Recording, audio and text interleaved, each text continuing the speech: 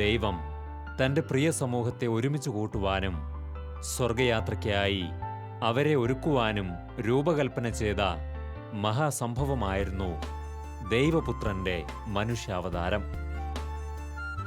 നമ്മിലൊരുവനായി മണ്ണിലേക്കിറങ്ങി വന്ന ക്രിസ്തുനാഥൻ തന്റെ രക്ഷാകര പദ്ധതിയുടെ പിന്തുടർച്ചയ്ക്കായി ചിലരെ തെരഞ്ഞെടുത്തു. ഇന്നും അവിടുന്ന് പ്രത്യേകമായി മുദ്ര പതിപ്പിച്ച ആത്മാക്കളിലൂടെ ദൈവം നമുക്കായി സ്വർഗരാജ്യത്തിന്റെ വാതിലുകൾ തുറക്കുന്നു.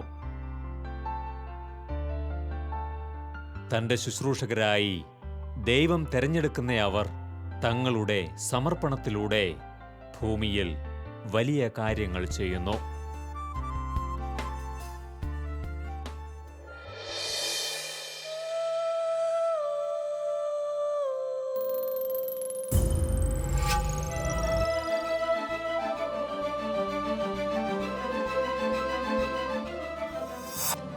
അഭിവന്യ മാർ ജോർജ് ഞരളക്കാട്ട് പിതാവ് തന്റെ പ്രവർത്തന ശൈലികളും സ്നേഹശീലവും കൊണ്ട് കേരള സഭയിൽ ഏറെ ശ്രദ്ധേയനാണ്.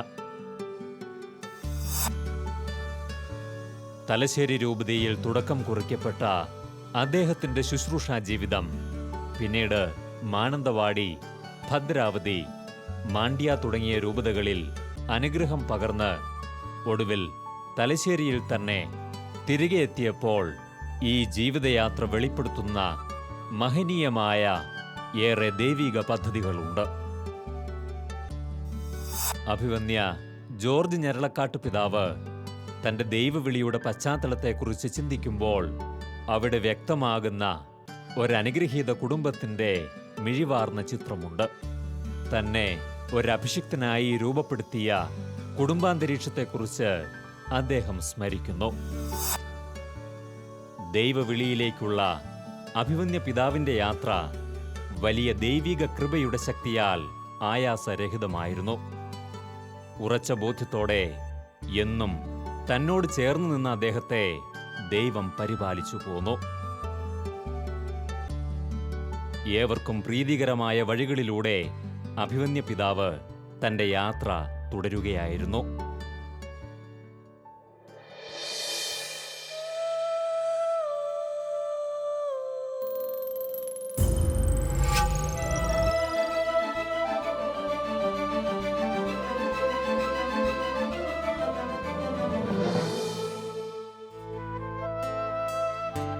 അഭിവന്യ ജോർജ് ഞരളക്കാട്ട് പിതാവ് തന്റെ ദൈവവിളിയുടെ പാതകളിലേക്ക് തിരിഞ്ഞു നോക്കുമ്പോൾ അവിടെ ദർശിക്കുന്ന ദൈവത്തിന്റെ അനന്തകാരുണ്യം നമുക്ക് മുന്നിൽ വെളിപ്പെടുത്തപ്പെടുന്നു. കടന്നുവന്ന വഴികളിലെല്ലാം തന്നെ വിടാതെ പിന്തുടർന്ന ദൈവകൃപയുടെ സാന്നിധ്യം അദ്ദേഹം സ്മരിക്കുന്നു. അതെ, അതിശയകരമായ ദൈവിക പദ്ധതിയാണ് ഓരോ ദൈവവിളികളും. ദൈവേഷ്ടം തിരിച്ചറിഞ്ഞ് മുന്നേറുന്ന ആത്മാക്കൾ ദൈവത്തോട് ചേർന്ന് നിൽക്കാൻ നിശ്ചയിക്കുമ്പോൾ അവിടെ അത്ഭുതങ്ങൾ സംഭവിക്കുന്നു. അപ്പോൾ ദൈവം തന്ന ആ ദൈവങ്ങളിൽ ഉറച്ചു നിൽക്കണമെന്നല്ല ചിന്തയുണ്ടായിരുന്നത്. പുറകോട്ട് പോകണമെന്നൊന്നും ചിന്ത തോന്നിയിരുന്നില്ല. ഞാനിപ്പോൾ ഓർക്കുകയാണ്, ഞങ്ങൾ 43 പേര് മനസ്സെമിനാരിൽ പ്രവേശിച്ചതാണ്. 43 പേര്. പക്ഷേ ഞങ്ങൾ പിന്നീട് 71-ൽ ഞങ്ങൾ വൈദികരാകുമ്പോൾ ഞങ്ങളൊരു 15 പേരെ വൈദികരായുള്ളൂ. ബാക്കി 45-ൽ 30 പേരും അവർ പൗരോഹിത്യത്വം വേണ്ടെന്ന് വെച്ച് പിരിഞ്ഞു പോവുകയോ ചിലരെ പറഞ്ഞു വിടുകയൊക്കെ ചെയ്തവർക്കെയാണ്. അപ്പോൾ ഞാനിവിടെ വീണ്ടും ആദ്യം പറഞ്ഞ കാര്യമാണ്, പൗരോഹിത്യം എന്ന് പറയുന്നത് ദൈവത്തിൻ്റെ ദാനമാണ്. സെമിനാരി ജീവിതം വേണ്ടെന്ന് വെച്ച് പോയ ഒത്തിരി പേരും നല്ല മിടുക്കരായിട്ടുള്ളവരുണ്ടായിരുന്നു. പഠിക്കാനൊക്കെ ബഹുമിടുക്കർ, നല്ല കഴിവുള്ളവർ. പിന്നീട് അവരെ തെളിയിച്ചു. പല ഗവൺമെൻറ് ഡിപ്പാർട്ട്മെൻറ്റുകളിൽ വലിയ ജോലികൾ ചെയ്ത ആളുകൾ, എൻജിനീയർമാരായിട്ടും പോലീസ് ഡിപ്പാർട്ട്മെൻറ്റിലും ഒക്കെ സേവനം ചെയ്ത ആളുകൾ, പ്രഗത്ഭരായ ആളുകൾ ഞങ്ങളുടെ കൂട്ടത്തിലുണ്ടായിരുന്നു. പക്ഷേ വൈദികരാകാൻ ദൈവം തെരഞ്ഞെടുത്ത് വേറെ കുറച്ച് പേരെയാണ്. അപ്പോൾ അതിൽ ഞാനും പെട്ടിരുന്നു എന്നുള്ളതാണ് സന്തോഷം. അപ്പോൾ തമ്പുരാൻ എന്നെ ഒരു വൈദികനാകണമെന്ന് തമ്പുരാൻ ആഗ്രഹിച്ചു. ഞാൻ അതിനോട് സഹകരിച്ചു, പ്രാർത്ഥിച്ചു. അപ്പോൾ അങ്ങനെ മുന്നോട്ട് പോകാൻ സാധിക്കാനുണ്ടായത്.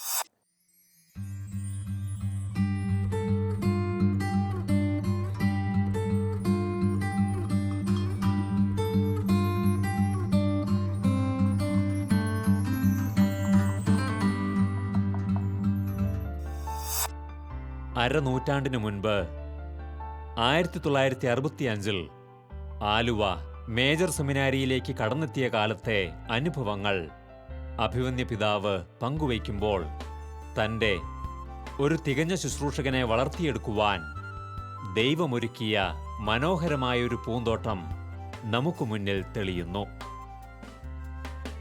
ദൈവിക ജ്ഞാനത്താൽ ജ്വലിച്ച ഗുരുക്കന്മാരെയും സ്നേഹവും പിന്തുണയും ആവോളം പകർന്നു നൽകിയ സഹചരും എല്ലാറ്റിനുമുപരിയായി ദൈവം തൻ്റെ സാന്നിധ്യം അനുനിമിഷം അറിയിച്ചുകൊണ്ടിരുന്ന ഒരനുഗ്രഹീത അന്തരീക്ഷവും അവിടെ അദ്ദേഹത്തിനായി തയ്യാറാക്കപ്പെട്ടിരുന്നു.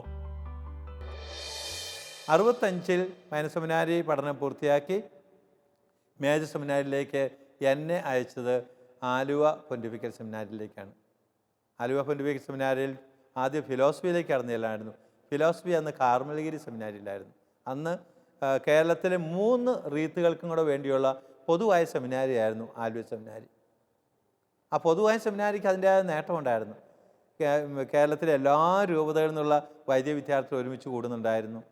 കേരളത്തിൽ പുറത്തുനിന്നുള്ള മിഷണറിമാരും വരുമായിരുന്നു. അപ്പോൾ ലത്തീൻ രീതിയിൽപ്പെട്ടവരും മലങ്കര രീതിയിൽപ്പെട്ടവരും സുറിയാൻ രീതിയിൽപ്പെട്ടവരും എല്ലാവരും കൂടെ നല്ല ബന്ധമായിരുന്നു. അതിൻ്റെ ഫലമായിട്ട് ഇന്നും എവിടെ ചെന്നാലും നമുക്ക് ധാരാളം കൂട്ടുകാരൊക്കെയുണ്ട്. അന്നത്തെ കാലത്ത് ആലുവ സെമിനാരിയിൽ പരിശീലനത്തിന് ഈ സ്പെയിൻകാരായ അച്ഛന്മാരാണ് നേതൃത്വം കൊടുത്തിരുന്നത്. OCD സഭയിൽ നിന്നുള്ള സ്പെയിനിൽ നിന്നുള്ള വൈദികരായിരുന്നു. ഞങ്ങൾക്ക് ചേരുമ്പോൾ ഉണ്ടായിരുന്ന ഫാദർ മൈക്കിൾ OCD ആദ്യകാലം ഞങ്ങളുടെ റെക്ടറായിരുന്നു. അവരൊക്കെ കാണുമ്പോഴേ നമുക്ക് പേടിയായിരുന്നു. നല്ല വലിയ ആകാരമുള്ളവരായിരുന്നു അവരൊക്കെ. ശരീരമൊക്കെ ഭയങ്കര വലിയ ശരീരം. ഞങ്ങളൊക്കെ പലപ്പോഴും ഓർത്ത് ഉപദേശം തരാൻ വന്നിരിക്കുമ്പോൾ അവരുടെ വിരലിൻ്റെ വണ്ണമേ ഉള്ളൂ നമ്മുടെ കൈക്കാകുമൊത്തം. അത്ര നല്ല വലിയ മനുഷ്യരൊക്കെ ആയിരുന്നു. പക്ഷെ അവരൊക്കെ സ്നേഹപൂർവ്വം ഞങ്ങൾ ഇടപെട്ടതൊക്കെ ഓർക്കുകയാണ്. ഫിലോസഫി കാലഘട്ടം വലിയ സന്തോഷത്തിൻ്റെ കാലഘട്ടമായിരുന്നു. വ്യക്തിത്വത്തിൽ ഒത്തിരി വളർച്ചയുണ്ടായി. ശരിക്കും മനസ്സിൻ്റെ പക്വത പ്രാപിച്ചൊരു കാലഘട്ടമാണ് ഫിലോസഫി കാലഘട്ടം. ധാരാളം നല്ല കൂട്ടുകാരും ഉണ്ടായിരുന്നു. വിവിധ രൂപതകളിൽ നിന്ന് വന്ന എല്ലാവരുമായിട്ട് നല്ല ബന്ധങ്ങൾ സ്ഥാപിക്കാൻ സാധിച്ചു. നല്ല കൂട്ടുകാരുണ്ടായിരുന്നു. പ്രഗത്ഭരായ അധ്യാപകരുണ്ടായിരുന്നു. മൺമറഞ്ഞു പോയ മങ്കുഴിക്കരി പിതാവ്, അതോടൊപ്പം തന്നെ ഒത്തിരി വൈദികർ, ഇപ്പോഴും ജീവിച്ചിരിക്കുന്ന ഫാദർ സെബാസ്റ്റ്യൻ തുരുത്തേൽ, പിന്നെ സ്പെയിൻകാരായ വൈദികർ ധാരാളം പേര് പഠിപ്പിച്ചൊക്കെ ഓർക്കുകയാണ്. അവരെയൊക്കെ സ്നേഹപൂർവ്വമായ പെരുമാറ്റങ്ങൾ, ശിക്ഷണങ്ങൾ, പറഞ്ഞു തന്ന കാര്യങ്ങളൊക്കെ ഇപ്പോഴും മനസ്സിലുണ്ട്. അപ്പോൾ കാർമലീരിലെ ജീവിതം അങ്ങനെ സന്തോഷകര ജീവിതമായിരുന്നു.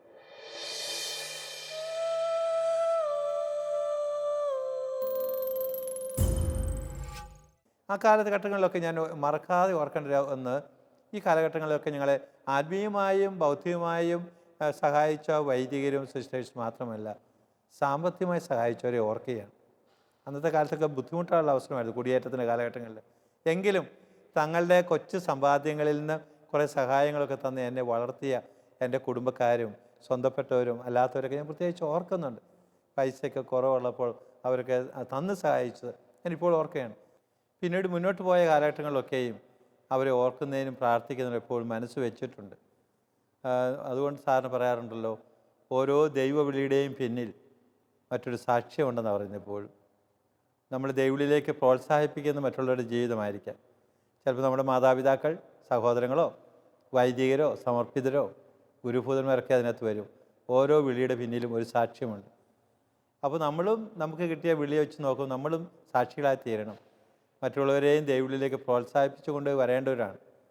ഇപ്പോൾ നമ്മൾ ഇടവകളിലൊക്കെ പോകുമ്പോൾ, ഇപ്പോൾ ഞാൻ ഇടവകളിലൊക്കെ പോകുമ്പോൾ ഈ ഓൾട്ടർ ബോയ്സിനെ ഒക്കെ കാണുമ്പോൾ, ഓൾട്ടർ ഗേൾസിനെ കാണുമ്പോൾ അവർ ചോദിക്കും, നിങ്ങൾ വൈദ്യരാകാൻ പോരുന്നോ, സിസ്റ്റേഴ്സ് ആകാൻ പോകുന്നോ? ചിലപ്പോൾ നമ്മുടെ ഒരു വാക്ക് മതിയായിരിക്കും അവർക്ക് നല്ല ചിന്ത കിട്ടാനായിട്ട്.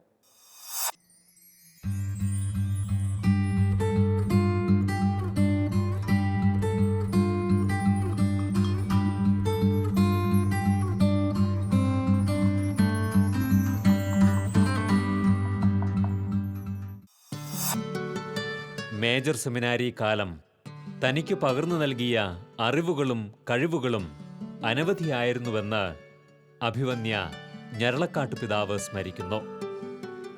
മംഗലപ്പുഴ സെമിനാരിയുടെ അനുഗ്രഹീത മണ്ണിൽ വിവിധ വിഷയങ്ങളിൽ വിദ്യ അഭ്യസിക്കുന്നതിനു പുറമെ തുടർകാലങ്ങളിലേക്ക് വേണ്ട പരിശീലനങ്ങളും മികച്ച രീതിയിൽ അദ്ദേഹത്തിനും സഹവിദ്യാർത്ഥികൾക്കും ലഭിച്ചു.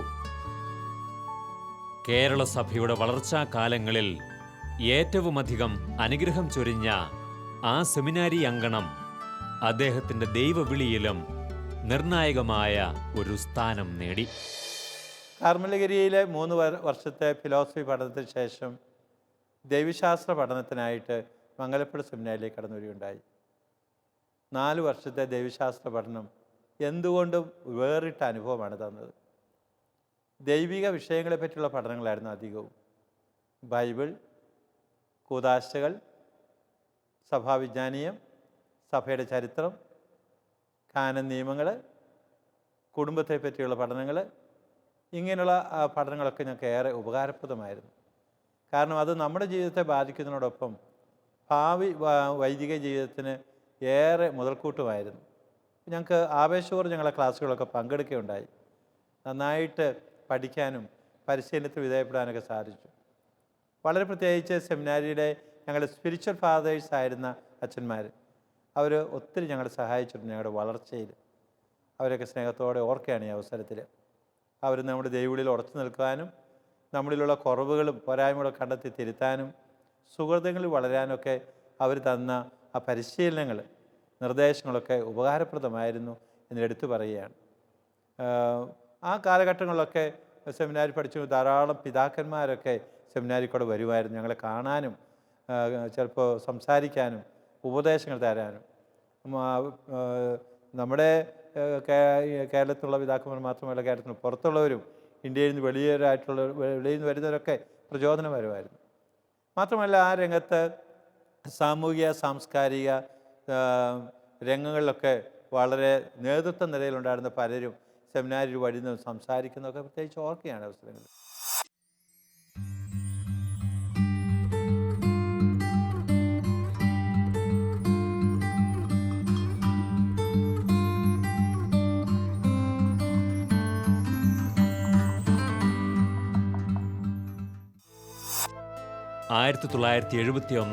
ഡിസംബർ 20 തൻ്റെ പ്രിയങ്കരനായ ഒരു ശുശ്രൂഷകനെക്കുറിച്ചുള്ള ദൈവത്തിൻ്റെ സ്വപ്നം പൂവണിഞ്ഞ ദിവസമായിരുന്നു അത്. തൻ്റെ ജീവിതത്തിൽ ദൈവം കരുണയോടെ വർഷിച്ച അവർണ്ണനീയമായ അനുഗ്രഹങ്ങൾക്ക് നന്ദി അർപ്പിച്ചുകൊണ്ട് അഭിവന്യ ജോർജ് ഞരളക്കാട്ട് പിതാവ് അന്നേ ദിവസം പൗരോഹിത്യം സ്വീകരിച്ചു. തൻ്റെ അജഗണത്തിനു വേണ്ടി വലിയ കാര്യങ്ങൾ ചെയ്യുവാൻ ദൈവം അനാദിയിലെ നിശ്ചയിച്ചിരുന്ന ഒരഭിഷിക്തൻ അവിടെ ജന്മമെടുക്കുകയായിരുന്നു. 1971 ഡിസംബർ 20 ഞാൻ വൈദികനായിത്തീരുന്നത്. എൻ്റെ വൈദിക പട്ടം നൽകപ്പെടുന്നത് തലശ്ശേരി കത്തീഡ്രൽ വെച്ചാണെന്ന്. കാരണം ഞാൻ തലശ്ശേരിക്ക് വേണ്ടിയുള്ള വൈദിക വിദ്യാർത്ഥിയായിരുന്നല്ലോ. ഞങ്ങൾ 3 പേര് വള്ളോപ്പള്ളി പിതാവിൽ നിന്ന് പട്ടം സ്വീകരിക്കുകയുണ്ടായി. ഇന്നത്തെ കാലത്ത് പോലെ അന്ന് ഒത്തിരി ആഘോഷങ്ങളൊന്നും പട്ടത്തിനില്ലായിരുന്നു. ഇവിടെ വെച്ചായിരുന്നപ്പോൾ വീട്ടിൽ നിന്ന് അങ്ങോട്ട് ഞാൻ ഓർക്കുകയാണ്, ഒരു ജീപ്പിന് ആളുകളെ നടവേലിൽ നിന്ന് പട്ടം കൂടാൻ ഇവിടെ വന്നിട്ടുണ്ടായിരുന്നുള്ളൂ. കുറച്ച് പേര് ബസ്സിനും വന്നു. അപ്പോൾ അത് കഴിഞ്ഞ് ഞങ്ങളെല്ലാം തിരിച്ചു പോയി. അപ്പോൾ ആ ജീവിതത്തിൻ്റെ വലിയ സ്വപ്നം, ഒരു വൈദികനായി തീരുക എന്നുള്ള സ്വപ്നം അങ്ങനെ അന്ന് പൂവണിഞ്ഞു. ദൈവത്തിൻ്റെ ഏറെ നന്ദി പറഞ്ഞു. ഇപ്പോൾ ആ ദിവസങ്ങളോർത്ത് നന്ദി പറയുകയാണ്. പ്രത്യേകിച്ച് അഭിമന്യ വള്ളോപ്പള്ളി പിതാവിനെയും സെമിനാരി ജീവിതകാലത്ത് പരിശീലനം തന്ന എല്ലാ വൈദികരെയും സ്നേഹത്തോടെ ഓർക്കുകയാണ്. ഞങ്ങളുടെ കാലത്ത് സെമിനാരിയിലെ ഈ പട്ടം സ്വീകരിച്ച് കഴിഞ്ഞിട്ടും പിന്നെ ഒരു 3 മാസത്തേക്ക് വീണ്ടും ഒന്ന് സെമിനാരി പോകണമായിരുന്നു. മാർച്ചിൽ അവസാനിക്കായിരുന്നുള്ളൂ. അപ്പോൾ അതുകൊണ്ട് ഞങ്ങൾ ജനുവരി ആരംഭത്തോടു കൂടി തന്നെ സെമിനാരിലേക്ക് തിരിച്ചു ചെല്ലുന്നതും അവിടെ പഠനമൊക്കെ പൂർത്തിയാക്കി മാർച്ച് മാസത്തെ അവധിക്ക് വേണ്ടി വീട്ടിലേക്ക് വന്നു. അങ്ങനെ മൊത്തം ഒരു നമ്മൾ പറയുന്നത് ഇപ്പോൾ മാനസെമിനാരിൽ 2 വർഷം, ഫിലോസഫി 3 വർഷം, പിന്നെ 4 വർഷം. അപ്പോൾ 5, 4, 9 വർഷത്തെ പഠനത്തിന് ശേഷം വൈദികനായി തീരുകയുണ്ടായി 71.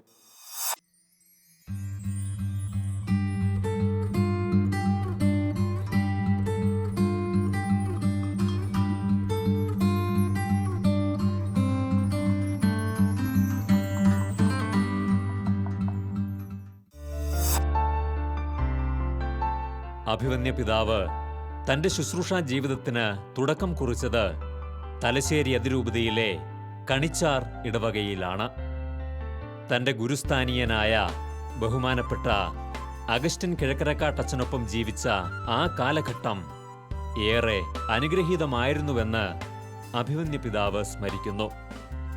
സുവിശേഷ തീഷ്ണതയിൽ കർത്താവിൻ്റെ അജഗണങ്ങൾക്കായി ശുശ്രൂഷ ചെയ്യുവാൻ ലഭിച്ച അനേക അവസരങ്ങളിലൂടെ അദ്ദേഹം വളർന്നു.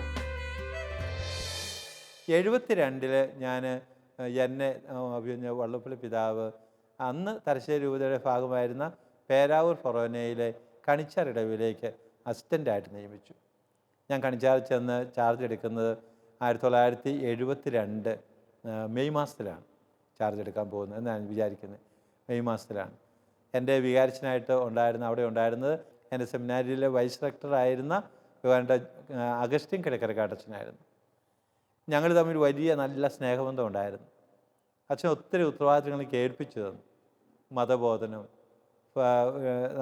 ഞങ്ങളുടെ ഭക്ഷണ കാര്യങ്ങൾ, അതൊക്കെ ചെയ്യുക, ഒത്തിരി മിഷൻ ലൈനിന് ചാർജ് തരിക. ആ ഒരു കാലഘട്ടം, ഒരു വർഷക്കാലം അച്ഛൻ്റെ കൂടെ ഉണ്ടായിരുന്ന ആ ഒരു വർഷക്കാലം വലിയ സന്തോഷത്തിൻ്റെ കാലമായിരുന്നു. ഏറെ കുടുംബങ്ങൾ സന്ദർശിക്കാനും അവരുമായിട്ട് നല്ല ബന്ധങ്ങൾ സ്ഥാപിക്കാനും കഴിഞ്ഞിട്ടുണ്ട്. ഞങ്ങൾ നല്ല കൊയർ രൂപീകരിച്ചതും വോളിബോൾ കോർട്ട് ഉണ്ടാക്കിയതും യുവജനങ്ങളൊക്കെ കൂടി പന്ത് കളിച്ചതും ഒക്കെ ഞങ്ങൾ പ്രത്യേകിച്ച് ഓർക്കുകയാണ്. അന്ന് കണിച്ചാറിലായിരിക്കുമ്പോൾ കണിച്ചാറിൽ ഒരു കുർബാന കഴിഞ്ഞാൽ നടന്ന് മഞ്ഞളാമ്പുറത്ത് പോയി രണ്ടാമത്തെ കുർബാന, അവിടുന്ന് കഴിഞ്ഞ് ചെങ്ങോത്തേക്ക് മൂന്നാമത്തെ കുർബാനയ്ക്ക്. അത് വിചാരിച്ചു ഞാനൊക്കെ മാറി മാറി ഇങ്ങനെ പോരുന്നു. അന്ന് ഇതുപോലെ മോട്ടോർ സൈക്കിളോ കാറോ ഒന്നുമില്ല, ഒറ്റ ചിന്തയേ ഉള്ളൂ, നടക്കുക, വേറൊരു ചിന്തയേ ഇല്ല. അപ്പോൾ അങ്ങനെ പക്ഷെ അതൊക്കെ ആവേശകരമായ ഒരു കാലഘട്ടമായിരുന്നു. അന്ന് 72, 73 കണിച്ചാരി ജോലി ചെയ്തതും അവിടെ പരിചയപ്പെട്ട ആളുകൾക്ക് ഇപ്പോഴും ഓർക്കുന്നുണ്ട്. ഇപ്പോൾ അവിടെയൊക്കെ പോകാൻ സാധിക്കുന്നതൊക്കെ സന്തോഷകരമായ കാര്യമാണ്. ഞാനവിടെ കൊച്ചനായിരിക്കുന്ന കാലഘട്ടത്തിലാണ് വിചാരിച്ച് ഞങ്ങളും കൂടി അവിടെ ഒരു കോൺവെൻറ്റ് തുടങ്ങുന്നത്. അഡറേഷൻ സഭയുടെ ആരാധന സഭയുടെ ഒരു കോൺവെൻറ്റ് തുടങ്ങുന്ന ആ കാലഘട്ടത്തിലായിരുന്നു. ഒരു സന്തോഷകരമായ കാലഘട്ടം, ഒത്തിരി അനുഭവങ്ങൾ കിട്ടി. കിഴക്കരക്കാടച്ഛൻ്റെ കൂടെയുള്ള ഒരു കാലഘട്ടം. അച്ഛനോട് വലിയ സ്നേഹമായിരുന്നു, വലിയ താല്പര്യമായിരുന്നു. പിന്നീട് അച്ഛൻ പെട്ടെന്ന് ആകസ്മികമായി മരിച്ചതൊക്കെ ഞാൻ ഓർക്കുകയാണ്. 83 അച്ഛൻ മഞ്ഞുവയൽ പള്ളിയുടെ വികാരിയായിരിക്കുമ്പോൾ കുർബാന മധ്യത്തിൽ തന്നെയാണ് ഒരു അറ്റാക്ക് വന്ന് അച്ഛൻ മരിച്ചു പോകുന്നത്. അച്ഛൻ്റെ പാവനാത്മാവിന് നിത്യശാന്തി നേർന്നുകൊണ്ട് ഈ അവസരത്തിൽ പ്രാർത്ഥിക്കുകയാണ് ചെയ്തത്.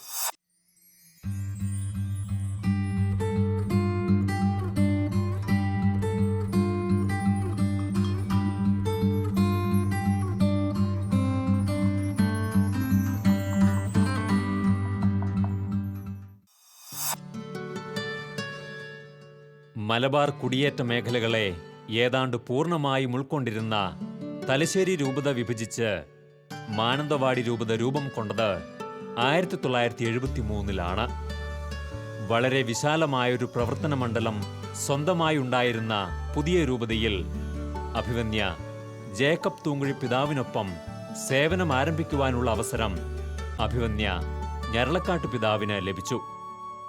വയനാട്ടിലെ കുടിയേറ്റ മേഖലകൾ വളർച്ചയുടെ പാതയിലേക്ക് എത്തിക്കൊണ്ടിരുന്ന ആ കാലഘട്ടത്തിൽ അനേകർക്ക് ആത്മീയ ബോധ്യങ്ങൾ പകർന്നു നൽകി നന്മയിൽ നയിക്കുവാൻ അദ്ദേഹത്തിനായി. അന്നു മുതലുള്ള മാനന്തവാടി രൂപതയുടെ വിവിധ വളർച്ചാഘട്ടങ്ങളിൽ അദ്ദേഹത്തിൻ്റെ സംഭാവനകൾ അനവധിയായിരുന്നു. മാനന്തവാടി രൂപത നിലവിൽ വന്നു. വയനാട് പ്രദേശം, ഗൂഡല്ലൂരിൻ്റെ, കർണാടകത്തിൻ്റെയും കുറേ ഭാഗങ്ങളെല്ലാം വളരെ വിശാലമായ രൂപത വന്നു. അപ്പോൾ വള്ളപ്പള്ളി പിതാവ് എൻ്റെ കുടുംബമൊക്കെ അവിടെ ഉള്ളതായതുകൊണ്ട്, ഞങ്ങൾ വയനാടുകാരായതുകൊണ്ട് ഞങ്ങളെ അങ്ങോട്ട് നിയമിച്ചു. അങ്ങനെ ഞാൻ ആദ്യമായിട്ട് വികാരിയായി ചെല്ലുകയാണ്. ആദ്യമായിട്ട് വികാരിയായി ചെല്ലുന്നത് 1973 ഏപ്രിൽ മാസത്തിൽ അരിഞ്ചേർമല, കണിയാമ്പറ്റ എന്ന് പറഞ്ഞ 2 ഇടവകളുടെ വികാരിയായിട്ടാണ് നിയമിക്കുന്നത്. ആ കാലഘട്ടമൊക്കെ നമുക്കറിയാം, ഇങ്ങനെ ഗതാഗതങ്ങളൊക്കെ വളരെ കുറവുള്ള കാലഘട്ടമാണ്. നമ്മുടെ കുടിയേറ്റ ജനതയ്ക്ക് പതുക്കെ വളർന്നു വരുന്ന കാലഘട്ടമായിരുന്നു. അപ്പോൾ അന്നത്തെ ജീവിതം ഇന്നത്തെ ജീവിതം നമുക്ക് തുലനം ചെയ്യാൻ പറ്റത്തില്ല. അന്നൊത്തിരി പരിമിതികളുണ്ടായിരുന്നു. പക്ഷെ അന്നത്തെ പരിമിതിയെപ്പറ്റി ഇപ്പോൾ ചിന്തിക്കുമ്പോൾ അത് പരിമിതിയായിട്ട് തോന്നിയിട്ടുള്ളൂ. കാരണം അന്ന് എല്ലാവരും അങ്ങനെ പരിമിതികളിലും ക്ലേശങ്ങളൊക്കെ ജീവിച്ചിരുന്നതുകൊണ്ട് അതേപറ്റി ചിന്തിച്ചിട്ടേ ഇല്ലെന്നുള്ളതാണ് സത്യം. ഞാൻ അരിഞ്ചേർമല വികാരിയായി ചേരുന്നു. 105 കുടുംബങ്ങളുണ്ടായിരുന്നു. ഇടവയ്ക്ക് ചില പ്രത്യേകതകളൊക്കെ ഉണ്ടായിരുന്നു, ഞാൻ പ്രത്യേകിച്ച് എടുത്ത് പറയുന്നില്ല. പക്ഷെ ഞാൻ വളരെ ആത്മാർത്ഥമായിട്ട് അവിടെ സേവനം ചെയ്തു. കുടുംബങ്ങൾ പലവട്ടം സന്ദർശിച്ചു. പള്ളിയോടൊക്കെ അകന്ന് നിന്ന്, പല കാരണങ്ങളുകൊണ്ട് അകന്ന് നിന്നവരൊക്കെ അടുത്ത് വരാൻ തുടങ്ങി. ഞാൻ ഓർക്കുകയാണ്, 1 or 2 കുടുംബങ്ങൾ ഒഴികെ ബാക്കി എല്ലാ കുടുംബങ്ങളും, ഞാൻ 2 വർഷമാണ് അവിടെ സേവനം ചെയ്ത് എല്ലാവരും ദേവാലയത്തിൽ വരുന്നതും ഓർക്കുകയാണ്. മതബോധനം, സംഘടനാ പ്രവർത്തനം എല്ലാം ഭംഗിയായിട്ട് കൊണ്ടുപോയി. ഇടവക്കാരൊക്കെ അങ്ങേയറ്റം സഹകരിച്ചു.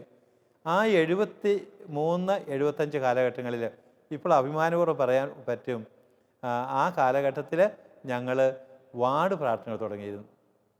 ഇന്നിപ്പോൾ നമുക്കറിയാം നമ്മുടെ എല്ലാ ഇടവകളിലും വാർഡുകൾ തോറുള്ള കുടുംബ പ്രാർത്ഥനകളുണ്ട്. ഞങ്ങൾ അന്ന് തുടങ്ങി വെച്ചു. അതൊരു ഒരു വത്തിക്കാൻ കൗൺസിലിന് കിട്ടിയ ശേഷം കിട്ടിയ ഒരു ചൈതന്യമായിരുന്നു. ഞാൻ ആവേശപൂർവ്വം ഓർക്കുകയാണ് ഇപ്പോഴും. 8-10 വാർഡേ ഉണ്ടായിരുന്നുള്ളൂ. ആ വാർഡുകളൊക്കെ മുടങ്ങാതെ വാർഡ് പ്രാർത്ഥന നടത്തിപ്പോന്നിരുന്നു. അന്നത്തെ കാലത്ത് വയനാടെന്ന് പറഞ്ഞാൽ ചെളിയും മണ്ണും ഒക്കെയാണ്. പലപ്പോഴും നടന്നു പോകാൻ റോഡുകളൊന്നുമില്ല. വലിയ വയലുകളാണ് ഉണ്ടായിരുന്നത്. എന്ന് വെച്ചാൽ വരമ്പിക്കൂടെ പോകുമ്പോൾ തെറ്റിപ്പോയാൽ താണു പോകും. പക്ഷേ എന്നാലും ഈ വാർഡ് പ്രാർത്ഥന ഒന്നും മുടക്കം കൂടാതെ നടത്തിയെന്നൊക്കെ ഓർക്കുകയാണ് അന്നത്തെ കാലത്ത്. അപ്പോൾ അതൊക്കെ ഒരു ആവേശത്തിൻ്റെ കാലഘട്ടമായിരുന്നു. വൈദ്യനായി കഴിഞ്ഞ ആദ്യ വട്ടങ്ങൾ നന്നായി സേവനം ചെയ്തു. അരിഞ്ചാറുമല രാവിലെ കുർബാന ചെല്ലും. വേദപാഠം കഴിഞ്ഞാൽ ഉച്ച കഴിഞ്ഞ ഉടനെ കണിയാമ്പറ്റയിലേക്ക് പോകും. കുർബാനയ്ക്ക് നടന്നു പോകും. ഏതാണ്ട് ഒരു 4 കിലോമീറ്റർ നടന്ന് കുർബാന ചൊല്ലി അവിടെയുള്ള വീടുകളൊക്കെ സന്ദർശിച്ചു വൈകുന്നേരം തിരിച്ചു. അങ്ങനെ ഒരു 2 വർഷക്കാലത്തെ സേവനങ്ങൾ. നല്ലൊരു ഇടവകയായിരുന്നു അരിഞ്ചാറ്. അവരെന്നെ അത്യധികം സ്നേഹിച്ചു. ഞാൻ അവർക്ക് വേണ്ടി നന്നായി സേവനം ചെയ്തു.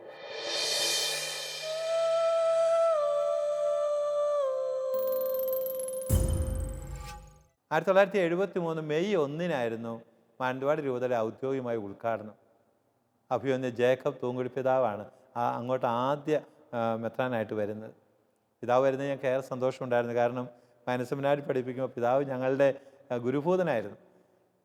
അന്ന് വള്ളപ്പള്ളി പിതാവിൻ്റെ ചാൻസലർ ആയിരുന്നതോടൊപ്പം തന്നെ ഞങ്ങളെ സിറിയക്ക് പഠിപ്പിക്കാൻ വരും, സുറിയാനി പഠിപ്പിക്കാൻ വരുമായിരുന്നു. അപ്പോൾ അതുകൊണ്ട് ഞങ്ങൾക്ക് സന്തോഷമായിരുന്നു. പിതാവ് വളരെ ശാന്തനായ മനുഷ്യൻ, ഒത്തിരി സ്നേഹമുള്ള ആൾ, വളരെ നല്ല ചെറുപ്പക്കാരൻ, ചിറിയൂർക്കോടി വരുന്നൊക്കെ ഓർക്കുകയാണ്.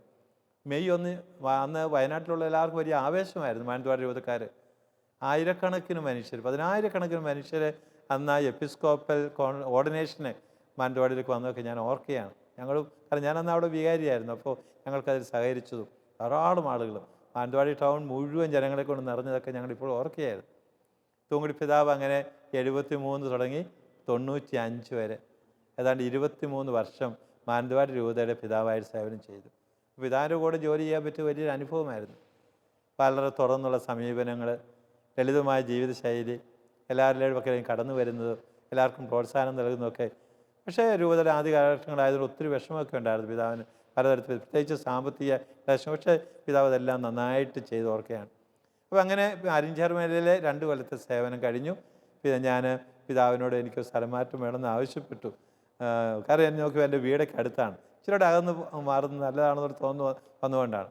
75 ഞാൻ എന്നെ സ്ഥലം മാറ്റി. ഞാൻ വഞ്ഞോട് എന്ന് പറയുന്ന ഇടവയിലേക്ക് വന്നു. മക്കിയാടുത്തുള്ള വഞ്ഞോട് ഇടവ, മക്കിയാട് പ്രദേശമൊക്കെ ഉൾപ്പെടുന്ന വഞ്ഞോട് ഇടവ. അത് അരിഞ്ചാറുമലയേക്കാൾ അവികസിതമായ പ്രദേശമായിരുന്നു. അവിടെ മിനിമം സൗകര്യങ്ങളേ ഉണ്ടായിരുന്നുള്ളൂ. ഓർക്കുകയാണ്, വളരെ മിനിമം സൗകര്യങ്ങളൊക്കെ ഉണ്ടായിരുന്നുള്ളൂ. പള്ളിമുറിയൊക്കെ കഷ്ടിയായിരുന്നു. പള്ളി എന്ന് പറയാൻ ഇല്ലായിരുന്നു. പക്ഷെ അവിടെ നേരത്തെയൊക്കെ ജോലി ചെയ്ത് വൈദികരൊക്കെ കഷ്ടപ്പെട്ടത് ഇങ്ങനെ ഓർക്കുകയാണ്. ജനങ്ങളായാലും പാവപ്പെട്ട മനുഷ്യരായിരുന്നു. ഭൂപ്രദേശമായാലും ഒത്തിരി മണ്ണൊക്കെ അങ്ങനെ ഫലഭൂയിഷ്ടമായ മണ്ണായിരുന്നില്ല. എങ്കിലും നമ്മുടെ ആളുകൾ വന്ന് കഷ്ടപ്പെട്ടതൊക്കെ ഓർക്കുകയാണ്. അവിടെ ഞാൻ 75 മെയ് മാസത്തിൽ ചെല്ലുന്നത്. അവിടെ ദേവാലയ നിർമ്മാണം നടന്നുകൊണ്ടിരിക്കുകയായിരുന്നു. അന്നത്തെ കാലത്ത് സാമ്പത്തിക ബുദ്ധിമുട്ടൊക്കെ ഉണ്ടായിരുന്ന ആളുകളൊക്കെ സഹകരിച്ചും രൂപതയിൽ സഹകരിച്ചൊക്കെ അത് കുറച്ചൊക്കെ മുന്നോട്ട് കൊണ്ടുപോകാൻ കഴിഞ്ഞു.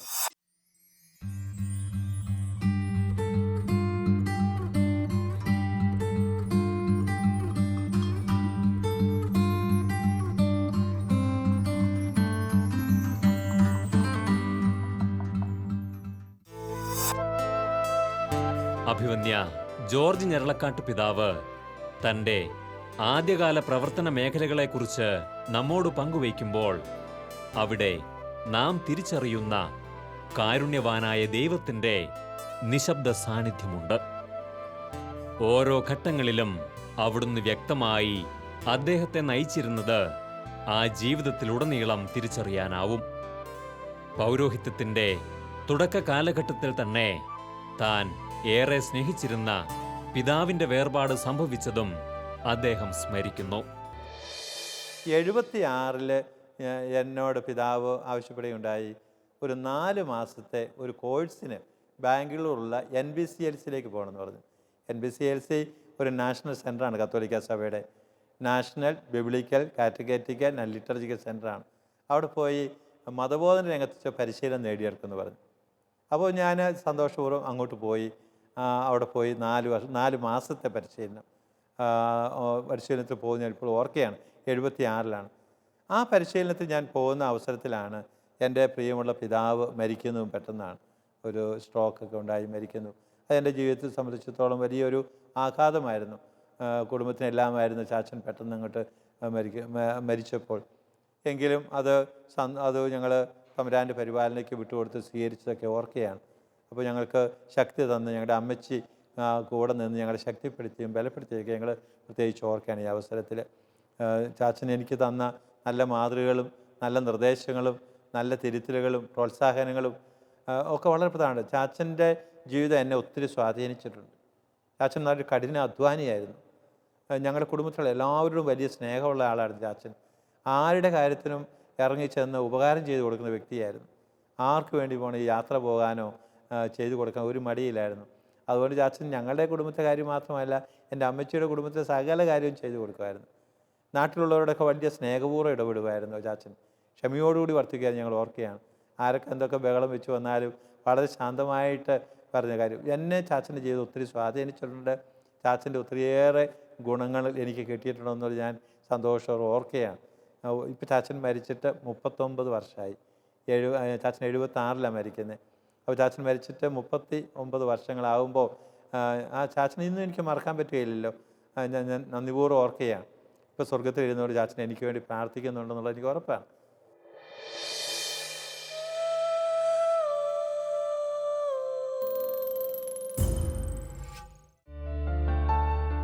പൂർണ്ണ സമർപ്പണത്തെ വിലമതിച്ച് എക്കാലവും കരുണയോടെ ദൈവം കരം പിടിച്ചു നടത്തിയ ഒരഭിഷിക്തൻ.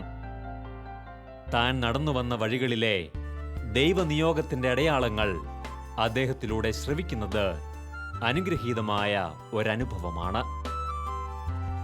ദൈവരാജ്യത്തിന്റെ പടയാളികളാകുവാൻ വിളി ലഭിച്ച ഏവർക്കും ആ വാക്കുകൾ പ്രചോദനാത്മകമാണ്. ഈ ശുശ്രൂഷകന്റെ പാതയിൽ ദൈവാത്മാവ് നിറസാന്നിധ്യം പകരുവാനായി നമുക്ക് പ്രാർത്ഥിക്കാം. 77 ജനുവരി ആയപ്പോൾ പിതാവിനോട് പറഞ്ഞു, പഞ്ഞോടത്തുനിന്ന് ഒരു സ്ഥലമാറ്റം തരികയാണെന്ന് പറഞ്ഞു. അപ്പോൾ എനിക്ക് സ്ഥലമാറ്റം തന്നത് മാനന്തവാടിയിലേക്കാണ്, മാനന്തവാടി കത്തീഡ്രൽ പള്ളിയിലേക്ക്. അപ്പോൾ പിതാവിനെ വിളിച്ചു പറഞ്ഞു, മിഷൻ ലീഗിൻ്റെ ചാർജ് ഏറ്റെടുക്കണമെന്ന് പറഞ്ഞു രൂപതയിൽ. ഒപ്പം വേദപാഠത്തിൻ്റെ അസിസ്റ്റൻറ്റ് ഡയറക്ടറായിട്ട് സേവനം ചെയ്യണമെന്ന് പറഞ്ഞു. ഒരു പക്ഷേ പരിശീലനത്തിൽ വിട്ടത് അതിനുവേണ്ടിയായിരുന്നു. അപ്പോൾ കിട്ടിയ പരിശീലനമൊക്കെ ഉപകാരപ്രദമായിരുന്നു. അങ്ങനെ ഞാൻ 1977 ജനുവരി 16-ാം തീയതി സെൻറ്റ് ജോസഫ്, മാനന്തവാടിയിലെ സെൻറ്റ് ജോസഫ് കത്തീഡ്രലിലേക്ക് താമസിക്കാൻ വരിക. ആ കുടുംബത്തിൽ പ്രായമുള്ള ഒരു അപ്പച്ചനും അമ്മച്ചിയും, അവർക്ക് 12 മക്കളായിരുന്നു. ഓർക്കുകയാണ് ആ 80-83 കാലഘട്ടങ്ങളിൽ. ആ 12 മക്കളിൽ 2 ഇരട്ടകളുണ്ടായിരുന്നു. 2 പേരും അച്ഛന്മാരായിരുന്നു. 1 വർഷം കഴിഞ്ഞിട്ടും മാനന്തവാടി രൂപതയ്ക്ക് മെത്രാനാകാതിരുന്നപ്പോൾ ഞാനൊരു തവണ ജോസ് പിതാവിനെ വിളിച്ചു. പിതാവ് ഇതെന്താണ്? പിതാവ് ചാൻസലറായിട്ട് ജോലി ചെയ്യണം, ഒന്നുമില്ല, മാനന്തവാടി രൂപതയെ പറ്റിയില്ലേ? അപ്പോൾ എന്നോട് പിതാവ് പറഞ്ഞു, ഇങ്ങോട്ട് വരാൻ പറഞ്ഞു, ചില കാര്യങ്ങൾ പറയാനുണ്ട്, എറണാകുളത്തേക്കൊന്ന് ചെല്ലാമെന്ന് ചോദിച്ചു.